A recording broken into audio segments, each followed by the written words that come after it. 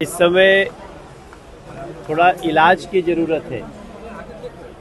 उनका मेंटल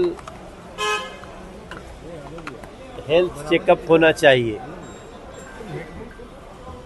सबसे जो चिंता की बात है कि आप दुनिया भर का जात जानना चाहते हैं और अपना जाति नहीं बताना चाहते, ऐसा क्यों? वो कहते, उनसे जब पूछा गया कि आपकी जाति क्या है, तो उन्होंने कहा कि इन्होंने मुझे गाली दिया। अगर राहुल गांधी जी से जात पूछा जाए तो उनको लगता है कि गाली दिया गया है, तो फिर दूसरे की जात पूछते हैं तो वो भी तो गाली हुई।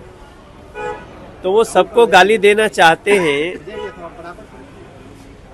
और अपने को उससे बचाना चाहते हैं। तो मैं समझता हूँ ऐसे व्यक्ति का मेंटल हेल्थ चेकअप होना चाहिए। ये देश अपनी प्रतिभाओं से जिसको जो आगे बढ़ना होता है बढ़ता है, और इस देश के हर बच्चे में प्रतिभा है।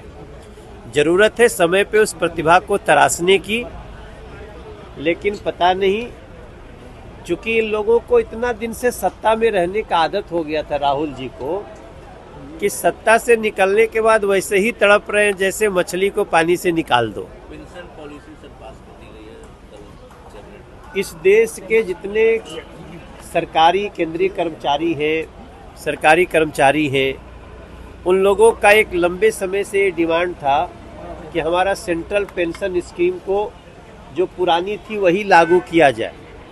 और आप सबको जानते हुए बड़ी खुशी की बात है कि 2 दिन पहले सेंट्रल पेंशन स्कीम को नरेंद्र मोदी जी की सरकार, उन्होंने इसको मंजूरी दे दी है। अभी हम और ललन सिंह जी साथ में ही आए फ्लाइट से, वो भी बहुत प्रसन्नता व्यक्त कर रहे थे। और मैं समझता हूँ ये देश के जितने सरकारी कर्मचारी हैं उनके लिए बहुत ही खुशी की बात है कि जो भी सरकारी कर्मचारी की जब नौकरी ख़त्म हो रही होगी या जब वो छोड़ रहे होंगे, तो उसके 1 साल पहले जो उनका वेतन होगा उसका 50% उनको पेंशन के रूप में मिलेगा। और ये मुझे लगता है देश के लगभग 10 करोड़ लोगों के लिए, 10 करोड़ परिवारों के लिए एक बहुत बड़ा समाचार है। नरेंद्र मोदी जी को धन्यवाद।